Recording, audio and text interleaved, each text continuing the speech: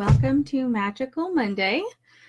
Magical Monday Live. Today we are going to talk about the spring equinox, which I'm super excited about. Yes, I know that it's like a whole month away, but I did want to start talking about it now so that you have enough time to kind of put some plans into place. So I'm just going to jump into it. Well, I'll give it a second. I'll give it a few seconds to see if anybody's able to jump on and join live. If you are catching the replay, if you wouldn't mind typing in the comments replay or CTR, which means catching the replay. Even if you're not going to comment anything else, it's really fine. It just really helps me figure out who is actually watching, and it reminds me that it's a good thing that I do these on Mondays. All right, so today I want to talk about the spring equinox. The spring equinox happens in mid-March, so that's usually March 20th through the 22nd. Every year it's different because it relies on the sun cycle. So sometimes it's the 20th and some years it's the 22nd. It's going to depend year to year. You know, everything's a little bit different. A lot of people call it Ostara, and Ostara is kind of the Wiccan name for the spring equinox. That doesn't mean if you're not Wiccan and you're a different flavor of pagan that you have to call it something different. It's just, that's kind of like the Wiccan name. Just like, hi Liz, I see you. Just like when we think about like neo-paganism coming up, you know, it really started to kind of really rise in the, especially in the 90s and the early 2000s. A lot of the neo-pagan like things and concepts and everything kind of took from the neo-Wiccan concepts. So a lot of people call the spring equinox Ostara. So I want you to really think for a second about what that actually looks like in your neck of the woods. Some people, it might just mean, hi, it's good to see you, Jeannie. Can't remember if you're Jeannie or Jean. I'm sorry. I think you've told me this before, but hi. It all depends, you know, like how you feel about the equinox might depend on how it is experienced in your neck of the woods. For me, it is kind of the beginning of the warmer weather. And to me, since I'm in Southern California, warmer weather might be different, might be defined differently to me, for me, than wherever you are in the world.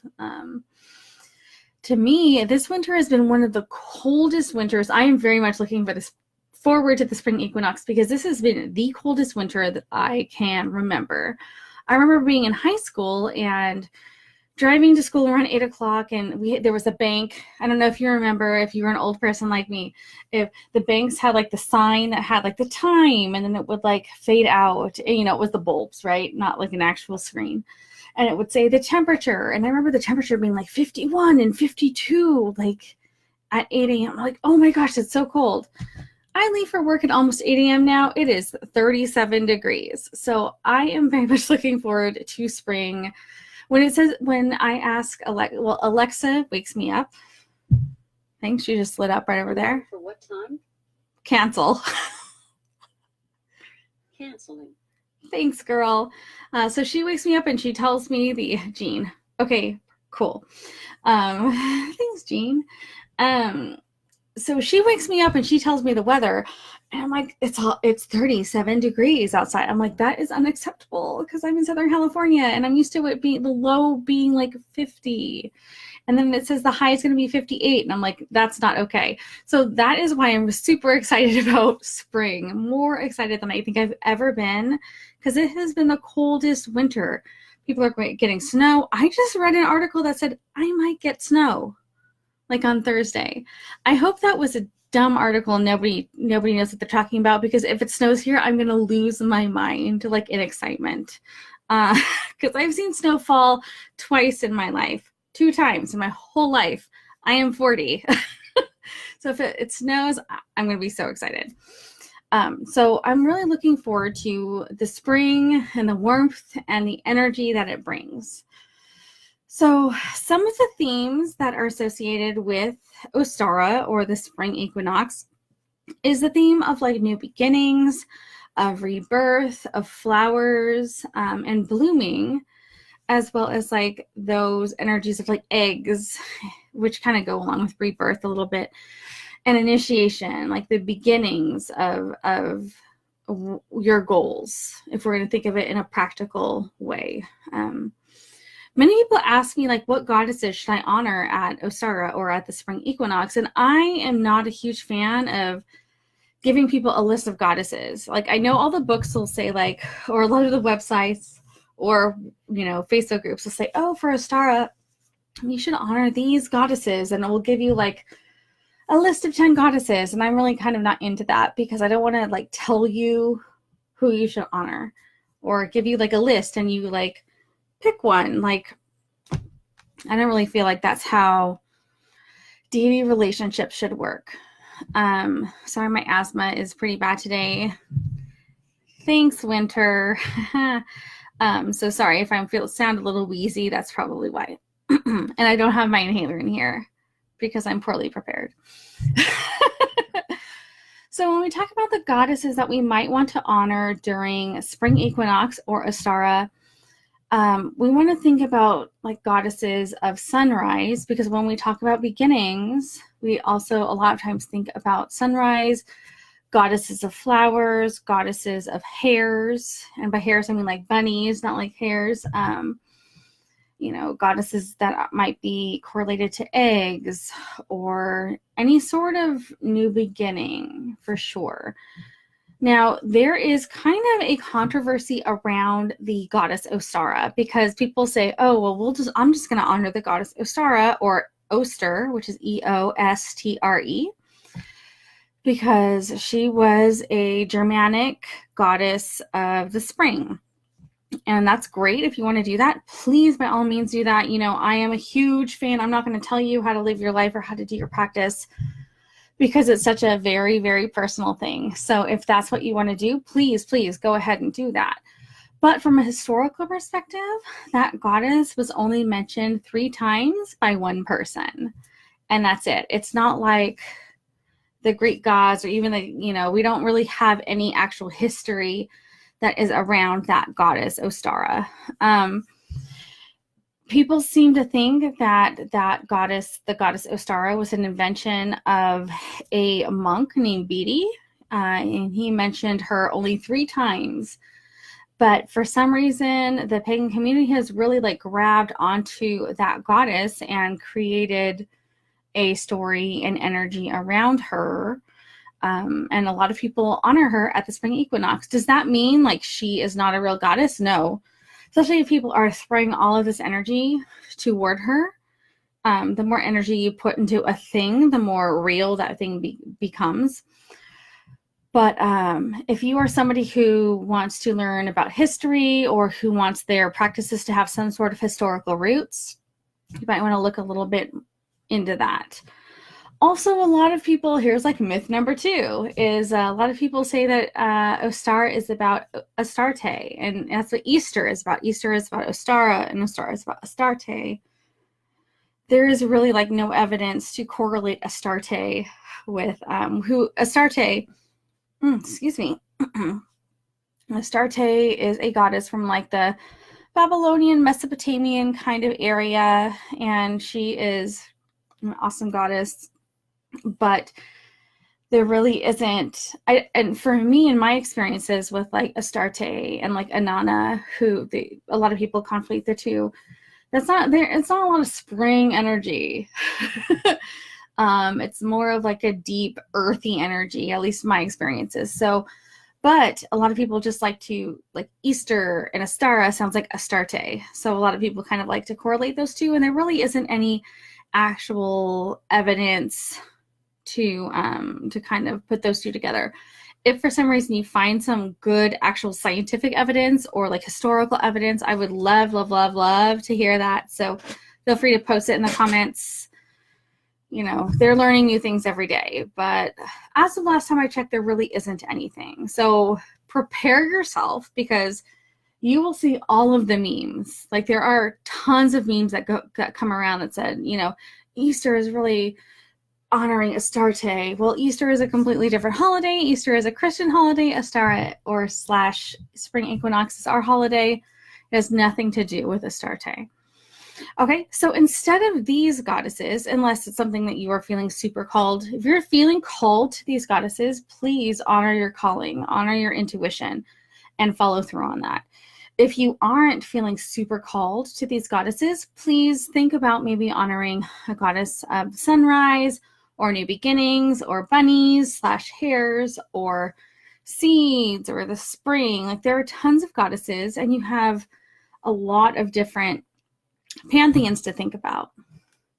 And I'm not, like I said, I'm not going to tell you, I'm not going to give you a list of goddesses, because I really think that there's a lot of, since the path is such a personal path, I think there is so much value in you researching, and there's so much energy that is put into researching like a goddess to honor, that I don't really believe in giving you like a list of goddesses to honor. So there's that. So there are some really good resources. Obviously, you've got the internet because you're here. Yay. Another book I really, really, really love, it's called The Encyclopedia of Spirits, and it's by Judica Isles. And I'm going to tell you, like, I have so many books, and I've read so many books, but this is a book that I actually have 2 copies of because I love it so much, because I used to keep a copy at my desk at work, because whenever I had some downtime, I would look at this book and look into goddesses or spirits. And it is legit. You can tell the correspondences are very well researched, and it's very important to me. So how do you personally honor the deities during spring? Me personally, I like to bring spring into my house. So I will bring flowers into my house. I try to bring that new energy into my house. I think about what I can personally start. Like, what are my projects that I want to start? A lot of people do spring cleaning, and that's awesome.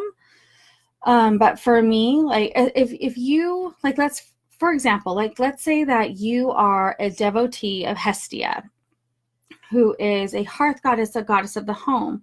Many people will go ahead and devote their spring cleaning as a devotional act for that goddess. I am a devotee of Aphrodite, so sometimes I will honor her as Anthea, which is like Aphrodite of flowers, and I will bring in flowers and do some devotions regarding new energy, etc. So that's how I honor, like, the deities, because that's who I am a devotee of. So it's all going to depend on your personal path. So any goddesses of sunrises, flowers, spring, eggs, rebirth, there are tons, you know. And if you have any questions, obviously you can, like, put them in the comments or tag me, and I will, you know, of course, make time to respond. I do have a Pinterest board. Before, I'm going to talk about some cool things that you can do to honor and align yourself with the energies of spring. But I'm going to share with you my Pinterest board. So I just posted it in the comments. So my Pinterest boards, I have a Pinterest board for every Sabbath. So if you want to go ahead and follow me, this is actually my, yay, it's good to see you here, Shannon. So these are my, I have like a business page and a personal page, and I've kind of melded the two, but like all of my really good like Sabbath boards are on my personal page. So this is it. And my Sabbath boards include like recipes and activities and altar inspiration, etc. So if you are lacking in any ideas, feel free to research and look at my Pinterest board. Pinterest is an amazing resource that we have when we want to look into any sort of like Sabbath activity. So if you know me, I feel like I say so like 5,000 times. Sorry, I'm working on that. If you know me, you know how I teach. Spots are like moon rituals, and that's kind of where you want to do a lot of your spell work. And Sabbats, in the way I train and the way that I teach, etc., Sabbats are like a celebratory time, and the main reason that we honor these Sabbats and we do all of the things that we do is to help align us with the energies of the earth. So the S-spots and the moon, you know, the moon rituals and moon spells, etc., that we do, that aligns us with that lunar energy. And the Sabbats really align us with the solar energy because it's all about the solar cycles and where we are in the solar cycle as we are actually traveling around the sun. So think about like what that might possibly mean to you. So there are tons of awesome actions that you can do. This is a really, really, really great Sabbat for you to get your kids involved with if you have children. In my coven, it's kind of earmarked, at least the past couple of years, that it's kind of the Sabbat where we have the kids come and we have the kids participate, and we have an egg hunt for the kids. So that is one possible activity, is an egg hunt for the kids. If you don't have kids and if you have other people coming to your house for some sort of spring equinox Ostara celebration, you can do an egg hunt for adults. I think I mean like 7 years ago. I helped create an egg hunt for adults. So I took, like, you know, the regular little eggs, and I had crystals in there. I had like little jewelry that I made. We had all kinds of cool things, and we still did like an egg hunt, but they were for adults. If you have adults who like to drink, you can get those little, like, you know, like the little tiny baby alcohol bottles. You can put them in eggs. If you've got witchy people, witches love crystals and stones. Just put some stones and put some rocks and some eggs and hide them. People will be super excited about them. Do I have different altar layouts for S-spots and Sabbats? Yes, sort of. For me personally, my altar is kind of like an everyday altar. Sometimes I will add some things for Sabbats and some things for altars. So, some things for moon ceremonies. It's basically about what I need right now. Because I'm part of a coven, like for the most part, I'll decorate my house a little bit for spring. But when we have I usually come together with my coven for S-spots and Sabbats. Like every month we get together for an S-spot, and every month and a half we come together for a Sabbat. And if you are interested, I will be happy. You know what? I think maybe I'll even start like a Ostara Spring Equinox altar inspo thread, because we've been around for a very long time. So I have so many pictures of pretty Sabbat altars. But for the most part, my S-spot altars it's usually like need-based. So for example, if we're doing a moon devotional, everything's going to be white. We're going to have white candles. We're going to have white flowers. You know, if we're going to, you know, it all depends on what we're doing. So for example, in my coven, we did like a prosperity sort of working in the last spot. So we will have like prosperity sort of things on the altar, as, you know, in addition to regular moon things. For Sabbats, it will definitely be probably more elaborate. And, you know, just like your Thanksgiving dinner is more elaborate than your Sunday dinner on a regular basis, right? So my coven's like Sabbat altars are usually really super pretty. Got lots of candles. We'll like bring flowers, whatever. So yeah, it does differ S-spot to Sabbats. So alrighty. So some actions that you might want to use so I just mentioned that Sabbat circles are usually more celebratory and more into aligning our energy with the energy of the earth as it is right in that moment. So there are a lot of different actions that you can do as part of your Ostara ceremony, your Ostara ritual. And one is planting seeds.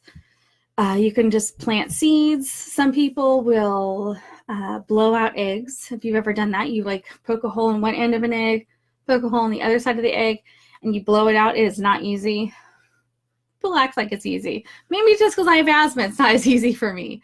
But you blow out the egg, and then you can do a bunch of different things. Some people will like kind of crack the egg in half. So you've got like two little half eggs. Let them dry out, and then add some soil and some seeds, And not only do you have like that egg symbolism, but you have that like growing symbolism as well if you're planting seeds. We've also done fairy gardens, which is super fun. Anything that has to do with flowers or rabbits, again, seeds, anything like that. An egg hunt is always like such a really, really, really good idea, no matter if it's just a bunch of, if you're just by yourself though, an egg hunt might not be your thing. And I can see where you're like, shut up about the stupid egg hunts. But you can still like treat yourself to a specific thing, right? You might buy yourself a gift and put it in an egg and leave it on your altar until it becomes like the spring equinox, and then you can open it up. It's all about how you feel and how you want to connect with it. I feel like we've done a lot of seed blessings. If you have a garden, if you're a solitarian and you want to like plant a garden, it might be a great time just to sit in meditation and kind of plan out your garden and see what you want it to look like. For some people, you know, even mid-March, we're still having freeze warnings sometimes. It all depends, obviously, in your what it's like in your neck of the woods. But plan your garden. If you can't actually get in, like if your ground is still frozen, and you're like, I really want to plant, well, you can either you can plan out your garden, you can start your seeds. They have these like seed starter sets that you can get at like Walmart or probably Target or Lowe's for sure, where you can like start your seeds and decide what you want to grow, whether that's herbs or flowers or vegetables. I'm a huge fan of growing your own vegetables, except if you do grow your own vegetables, watch out, because you will not want to go back to like store-bought vegetables for sure. I still have problems eating snap peas. Let me see.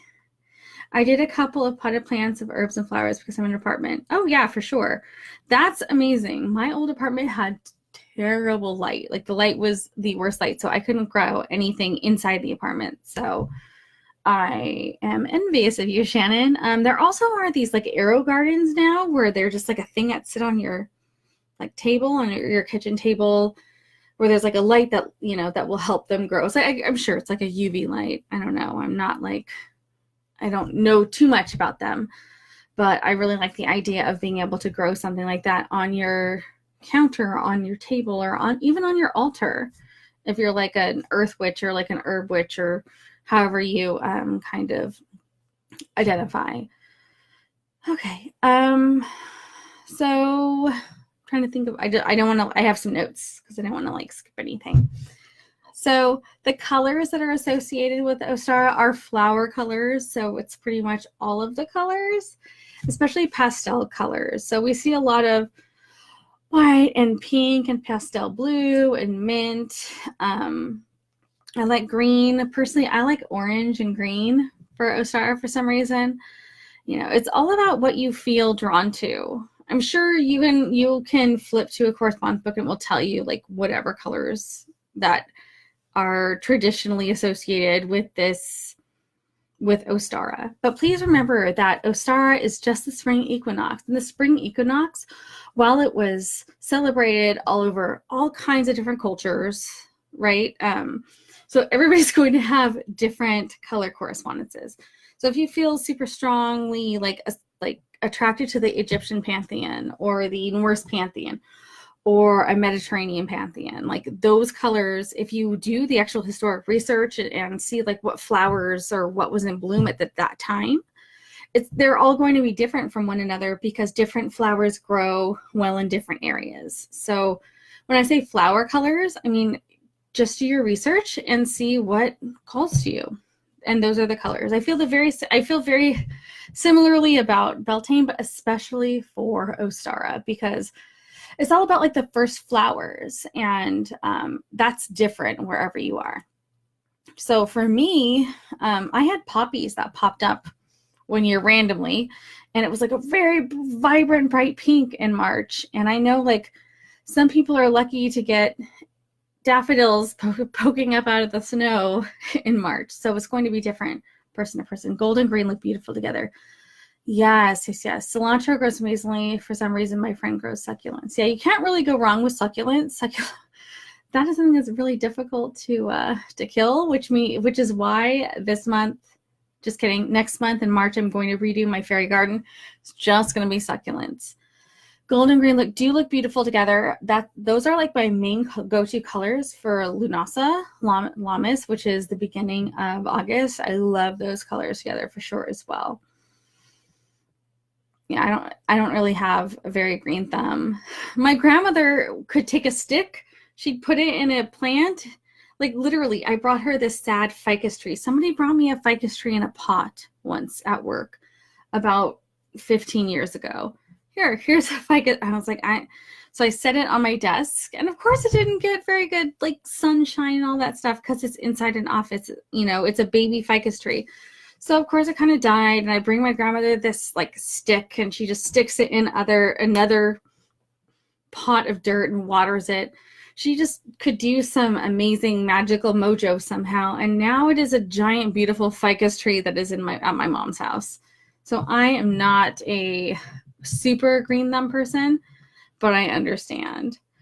Mine will be orange, white, and lavender since my calendula, feverfew, and lavender is all going bonkers. Heck yeah, that's awesome.